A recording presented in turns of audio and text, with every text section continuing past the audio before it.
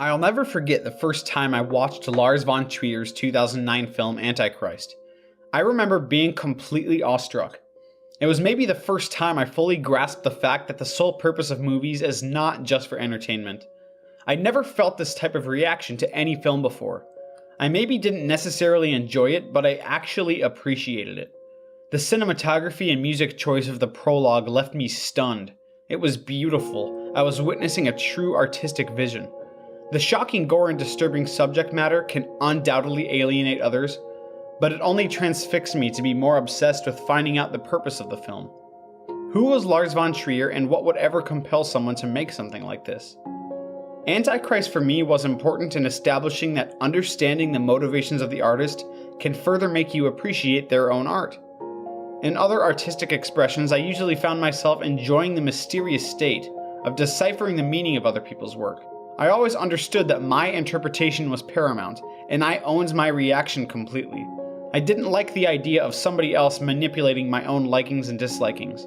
So after Antichrist, I had to look up Lars Von Trier immediately.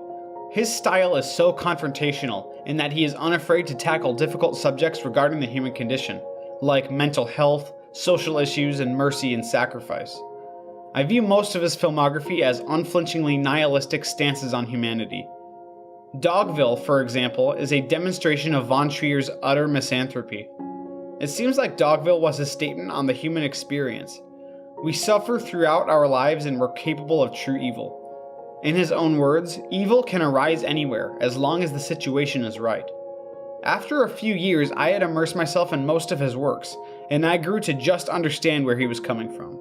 As of now, I view Dogville and Mandalay as a single film, and these two parts are the beginning of a trilogy all about Von Trier's evolving understanding of our universe. The official Depression trilogy begins with Antichrist and continues with Melancholia and Nymphomaniac, but I feel like Dogville is the true beginning, especially given the ending of Melancholia. Dogville is the announcement of Von Trier's misanthropy. Antichrist is about our experience and the grappling with this fact, and Melancholia is about the depression regarding the acceptance of this fact. In order to effectively communicate and completely convince the audience of the true vileness of human beings, you're gonna need a long time. Dogville clocks in 2 minutes short of 3 hours in length, and by the end of the movie it's hard to not find yourself at least somewhat in agreement with a depressed madman. This film showcases the inherent flaw of being human, of being nothing more than dogs. Nicole Kidman plays Grace, a woman on the run from criminals who hides out in the tranquil town of Dogville. The citizens of Dogville agree to keep her in hiding, but just having the status of being an outsider provokes contempt and abuse from just about everyone. The social dynamics at play here between the characters are fascinating. Essentially, through terrific dialogue and convincing performances, Von Trier slowly but surely illustrates that every person at essence is unethical and nefarious. Perhaps we might all be malevolent to varying degrees, but we're all malevolent nonetheless. Maybe we should be disgusted at the moral failings of man, and we should not be afraid to share that message. Dogville is ultimately portraying the compassion we collectively have in society, and how this is simply a manifestation of our inner guilt and ulterior motivations.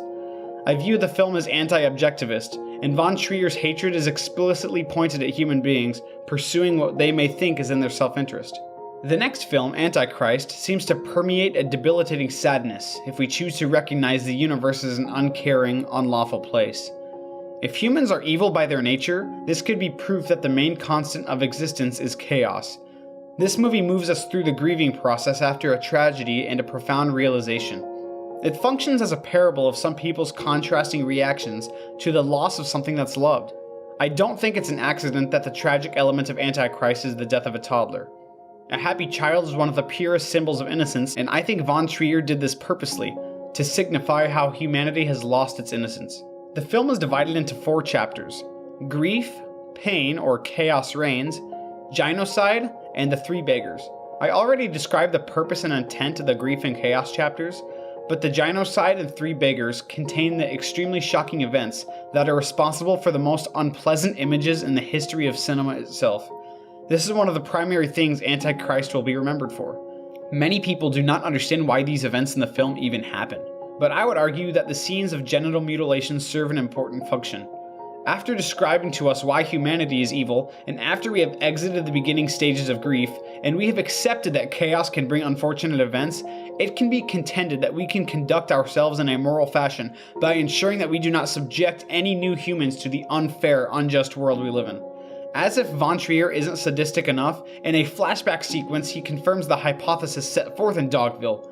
Lars plays the audience like a fiddle when it's revealed that the mother watches the child fall out of the window, and purposely fails to react, which reveals her innate evil nature. This twisted narrative, this idea that maybe the cosmos aren't predetermined, that maybe humans are solely evil for the sake of being evil, is the result of Von Trier's sheer hatred of our species. His next feature, Melancholia, is the representation of his best wishes for the destruction of all of us and the planet we live on. The plot is focused on two sisters, one of which I believe signifies Von Trier's philosophy.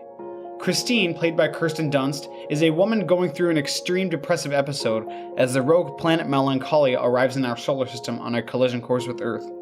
Her sister Claire plays much more of a typical, well-adjusted and rational character. The film is engaging as we watch their two separate responses to their knowledge of their impending doom. Christine seems to be more at peace with their annihilation, while Claire remains terrified. At least in the sense that perhaps being depressed can lead us to handle difficult situations in maybe more rational ways. In any case, Melancholia seems to be a way of wrapping up what Lars Von Trier has to say about his own human experience. His filmography is an interesting exhibit, a window into the mind of someone with extreme depression, anxiety, and existential angst. He says, basically, I'm afraid of everything in life except filmmaking. All of this talking of his movies makes me excited to see what he has to say in his new film, The House That Jack Built. Let's see what it's about.